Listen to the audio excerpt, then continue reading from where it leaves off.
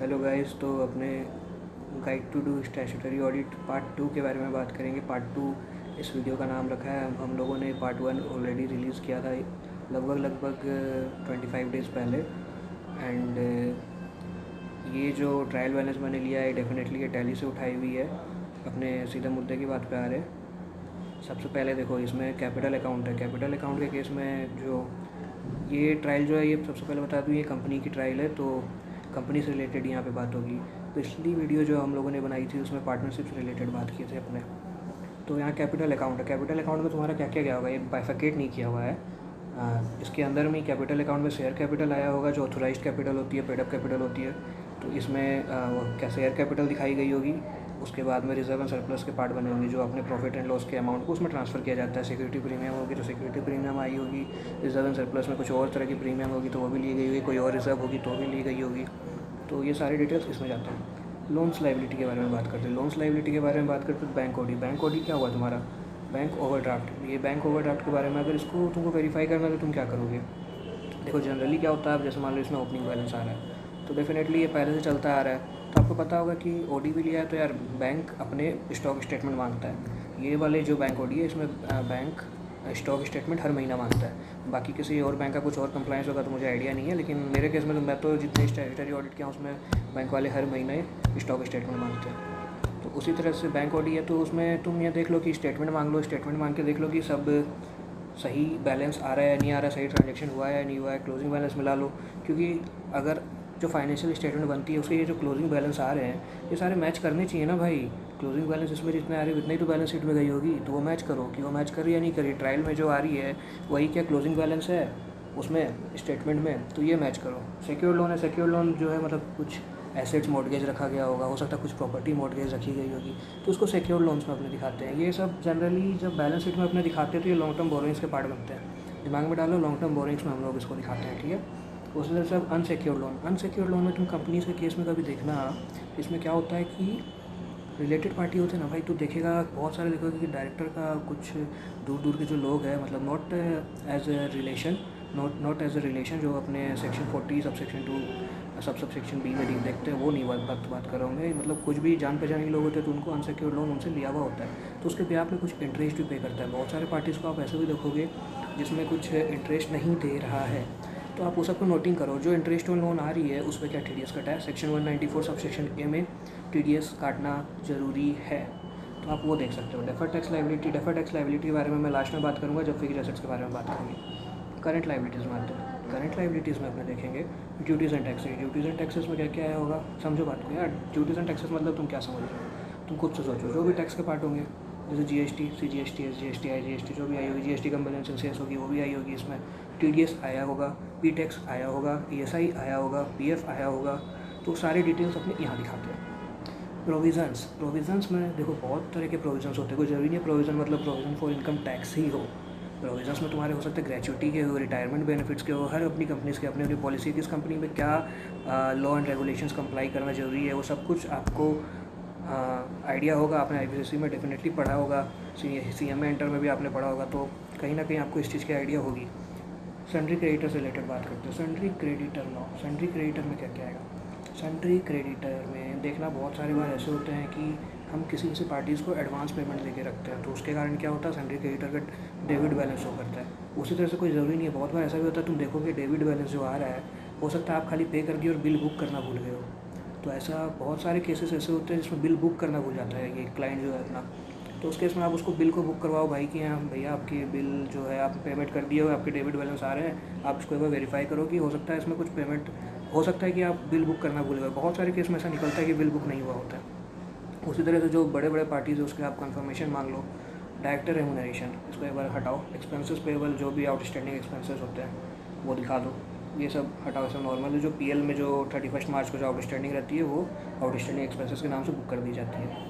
Salary and wages payable. Salary and wages payable में तुम देखोगे एम्प्लॉयज़ के खर्चे आ रहे होंगे जो भी है, तो उनको वेजेस पे किया जाता है। अब फिक्स्ड एसेट्स में आओ। फिक्स्ड एसेट्स में थोड़ा टाइम लूँगा।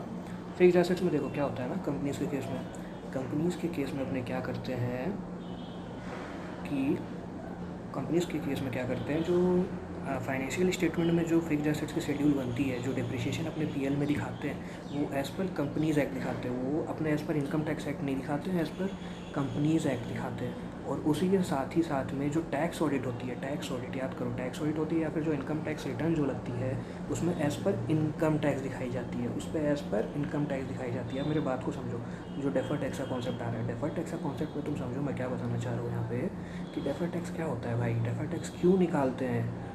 जो कंपनीज़ एक्ट और जो इनकम टैक्स एक्ट के बीच में जो डिफरेंस बच रहा है, उसके लिए हम लोग डेफर्ड टैक्स क्रिएट करते हैं। वो एसेट भी हो सकती है, वो लाइबिलिटी भी हो सकती है। यहाँ पे अगर मैं थोड़ा और डिटेल में अगर जाऊँ, समझो बात को मैं क्या बताना चाह रहा हूँ यहाँ पे भाई। तू ऐसे समझ, इनकम टैक्स का डिप्रिसिएशन रेट सारे अलग है, फिक्स्ड एसेट्स के डिप्रिसिएशन रेट सारे अलग है, सॉरी कंपनीज एक्ट के हिसाब से सारे डिप्रिसिएशन रेट अलग है। तो अब क्या होगा भाई, मान ले कंपनीज एक्ट के हिसाब से डिप्रिसिएशन 1 लाख का आया, इनकम टैक्स के हिसाब से 1.5 लाख का आया। तो यार अब सरकार यहाँ पे बोलती है भाई साहब 50,000 की ज़्यादा डिप्रिसिएशन तुमको क्लेम दे रहा हूँ, जो तुम इनकम टैक्स कंप्यूटेशन बना रहे हो, जो तुम इनकम टैक्स रिटर्न लगा रहे हो। तो भैया सरकार बेवकूफ़ थोड़ी है, फ़ायदा क्या ऐसी दे देगी क्या 50,000 की? भाई साहब टैक्स दे भाई। तो ये भी वही वाली चीज़ है, यहाँ पे सरकार उस रेट के हिसाब से टैक्स ले लेती है। तो अभी क्या है, इस साल क्या है, साल 2017 से 18 के बीच अगर किसी का टर्नओवर 400 करोड़ से नीचे है, तो उस केस में उसको 25% रेट लगेंगे कंपनीज एक्ट में, अदरवाइज़ 30% है। उसी तरह से सेक्शन 115BAA आया हुआ है, उसमें 22% टैक्स है प्लस 10% सरचार्ज। ठीक है, 10% सरचार्ज हो गया प्लस 4% सेस, तो वो देखना 25.168% निकलता है। तो अपने जो फाइनेंशियल स्टेटमेंट देखे हैं उसमें 25.17% के हिसाब से डेफर्ड टैक्स निकाल के छोड़ देते हैं। ठीक है, क्योंकि राउंड ऑफ में लेंगे ना भाई, ऐसे थोड़ी 168 ऐसे दिखा रहे, थोड़ा प्रेजेंटेशन का भी कुछ ख्याल रखना चाहिए। तो ये डेफर्ड टैक्स लाइबिलिटी या डेफर्ड टैक्स एसेट उस हिसाब से निकाली जाती है। उसी तरह से बहुत सारे कंपनीज में बिजनेस लॉस भी होते हैं, अनअब्सॉर्ब्ड डेप्रिसिएशन भी होते हैं। तो वो सब भी आप देख सकते हो। अनअब्सॉर्ब्ड डेप्रिसिएशन आई है तो उस पर भी डेफर्ड टैक्स निकलेगा, याद रखना ये चीज़ को। और जो मैंने बताया आपको, यहाँ पर जो डेप्रिसिएशन आएगी, यहाँ पर जो डेप्रिसिएशन आएगी इसमें डाला हुआ नहीं है। जो यहाँ पर डेप्रिसिएशन आती है वो एज़ पर कंपनीज एक्ट डालते हैं अपने यहाँ पे। इसका देखना, कोई भी कंपनीज डेप्रिसिएशन शीट मेंटेन करती है, क्योंकि भाई एक ब्लॉक में बहुत सारे एसेट्स होते हैं। तो ऐसा नहीं है कि भाई ऐसे हवा में उड़ा दिए कि हाँ ओपनिंग आया, ओपनिंग पे तो तुम निकाल ही नहीं सकते हो, कब किसकी डेट ऑफ परचेज थोड़ी पता है, यूजफुल लाइफ के हिसाब से निकाली जाती है। और हाँ, जो फिक्स्ड एसेट्स की डेप्रिसिएशन लगती है वो या तो WDV या SLM, कोई भी आप फॉलो कर सकते हो। बट पार्टिकुलर ब्लॉक के लिए पार्टिकुलर ही या तो WDV या SLM फॉलो करना होगा। ऐसा नहीं कि एक ही ब्लॉक में 5-6 मशीनरी है तो 3 मशीनरी में WDV लगा दिए, 3 मशीनरी में SLM लगा दिए, ऐसे नहीं होता है। या तो WDV या SLM, particular block. Investment mutual funds में देखो, इसमें क्या हो रहा होगा, देख भाई कुछ हो सकता है डिविडेंड आया हो या फिर कुछ भी कैपिटल गेन हुआ हो अगर सेल कर दे तो इसकी स्टेटमेंट मांग लो, भैया क्या हुआ है आप मेरे को दो, म्यूचुअल फंड का स्टेटमेंट मेरे को दो, मुझे चेक करना है कि ये सही है या नहीं है।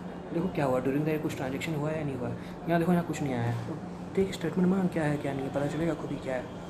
Prepaid expenses group, prepaid expenses देखो क्या होता है प्रीपेड एक्सपेंसेस में, डिवाइडेड बाई 5 इन IPCC में पढ़ोगे ना, जो प्रीलिमिनरी एक्सपेंसेस होते हैं या कुछ भी प्रीपेड एक्सपेंसेस, ये डिवाइडेड बाई 5, सॉरी मैंने आपको प्रीलिमिनरी एक्सपेंसेस के बारे में बोल दिया। वो प्रीपेड एक्सपेंसेस में क्या होता है, देखो मान लो कि मैंने 1 जुलाई 2020 को कुछ खर्चे किए 1 साल के लिए, वो 1 साल के लिए मैंने कोई इंश्योरेंस लिया समझ लो, या फिर कुछ खर्चे किए जो 1 साल के लिए, जो हर साल मुझे करने पड़ते हैं, वो 1 साल के लिए 1 जुलाई से लिया तो मतलब 30th ऑफ जून तक तुम्हारी जाएगी वो अगले साल की। तो क्या हो रहा है, इस साल तो मेरा 9 मंथ्स बने, अगले साल 3 मंथ्स बने, तो क्या मैं इसी साल पूरा खर्चा बुक कर दूँगा? नहीं भाई, 9 महीना का इस बार लूँगा PL में, बाकी 3 महीने का मैं प्रीपेड दिखाऊँगा। तो वो देखो सही है या नहीं है। ओपनिंग स्टॉक में देखो जनरली बहुत सारे क्लाइंट्स क्या करते हैं कि सीधा वो अपने एक्सेल शीट मेंटेन करते हैं स्टॉक का, या फिर बहुत जन सॉफ्टवेयर में डालते हैं जो ERP पैकेजेस उनकी है। तो ये आप देख सकते हो सही जा रहा है या नहीं जा रहा है। डिपॉजिट्स में बात करूँ, सिक्योरिटी डिपॉजिट्स हो सकती है आपकी, रेंट के लिए होता है बहुत सारा डिपॉजिट, या फिर आपका कोई जैसे कोल की कंपनीज़ है जो ट्रेडिंग करती है या मैन्युफैक्चरिंग करती है, तो उसको BCCL हुई, CCL हुई जो सेंट्रल कोल फील्ड लिमिटेड है, या फिर भारत कोकिंग कोल लिमिटेड, ये सबको डिपॉजिट देनी पड़ती है। EMD डिपॉजिट बोलते हैं अपने उसको। तो पहले डिपॉजिट होती है, उसके बाद में परचेज़ होता है, डिपॉजिट पहले ही देना पड़ता है। तो देखो एडजस्ट हो रहा है या नहीं हो रहा है। लोन्स एंड एडवांसेस एसेट यहाँ पे जो है, लोन्स एंड एडवांसेस में भी सेम चीज़, जैसे वो लोन्स लाइबिलिटी है ना, वैसे तो समझ यहाँ पे लोन्स एंड एडवांसेस है। तो इसमें देख क्या है क्या नहीं है, इंटरेस्ट मिला है कि मैंने दिया, मैंने किसी को लोन दे रखा है, वो मुझे इंटरेस्ट दे रहा है क्या, इंटरेस्ट दे रहा है तो वो TDS रिसीवेबल बनेगा, TDS रिसीवेबल बनेगा। TDS पेएबल कब बनेगा? TDS पेएबल तब बनेगा जब मैं किसी को इंटरेस्ट पे कर रहा हूँ। जब मैं किसी को इंटरेस्ट पे कर रहा हूँ तो TDS पेएबल बनेगा। जब मैं किसी से इंटरेस्ट रिसीव कर रहा हूँ तो TDS रिसीवेबल बनेगा। सन्ड्री डेटर्स में अगर बात करें, सन्ड्री डेटर्स में समझो भाई क्या है, जैसे मैंने क्रेडिटर के केस में बताया डेबिट बैलेंस है, वैसे डेटर के केस में भी क्रेडिट बैलेंस हो सकता है, तो वेरीफाई करो। कैश इन हैंड में देखो कैश नेगेटिव तो नहीं हो रही है। मैंने जो प्रीवियस वीडियो बनाई थी उसमें मैंने कहा था कि मैं जब फर्स्ट ईयर आर्टिकल था तो भाई नेगेटिव कैश है, बस दे दो क्लाइंट को। क्या है नेगेटिव कैश का मुझे मीनिंग ही नहीं पता था, लिटरली बता रहा हूँ, बी वेरी फ्रैंक, मुझे नेगेटिव कैश का मतलब ही नहीं पता था। तो ऐसा होता है यार, सबके साथ होता है ये चीज़, कोई ऐसे नहीं है कि आप सब कुछ सीख के आते हो, तो टाइम लगता है हर चीज़ को सीखने में। आप फर्स्ट ईयर आर्टिकल होकर ऐसा नहीं सोच सकते हो कि आप हर कुछ सीख जाओगे। तो मैंने सीखा, मैंने जाना क्या है क्या नहीं है, कैश इन हैंड में क्या नेगेटिव का मतलब क्या हुआ समझो, पैसा है नहीं, तुम पैसा पे कर रहे हो तो नेगेटिव बैलेंस शो करेगा। पैसा है नहीं, जैसे वैसे ही स्टॉक में भी होता है, स्टॉक बहुत बार नेगेटिव शो करती है क्लोजिंग बैलेंस। भाई साहब तेरा परचेज ही नहीं हुआ है, तू सेल कैसे कर रहा है? भाई तू सेल कैसे कर रहा है जब तेरा परचेज ही नहीं हो रहा है, तेरे पास स्टॉक ही नहीं है, तू सेल कैसे कर रहा है? और वो सेल कर दे रहा है तो वो नेगेटिव आ जा रही है क्लोजिंग बैलेंस, तो गलत है भाई साहब। तो सब पकड़ में आता है कि भाई झोल झपाटा वाला आदमी है ये।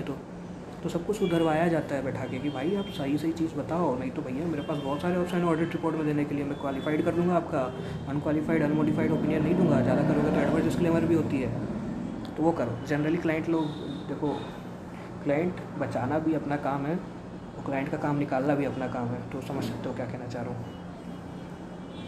एडवांस टैक्स 26 में देख लो कितना आ रहा है नहीं आ रहा है, फिर बैंक स्टेटमेंट में मिला लो सही जा रहा है नहीं जा रहा है। जीएसटी अपील के केस में तुम देखोगे कि टैक्स ऑडिट जो होती है ना, क्लॉज शायद 41 है, उसमें क्या लिखा हुआ है ना टैक्स ऑडिट में कि अदर देन इनकम टैक्स जो भी आपकी डिमांड रेज होती है या प्रोसीडिंग चल रही होती है, उसकी डिटेल्स आपको क्लॉज 41 में दिखाने होते हैं।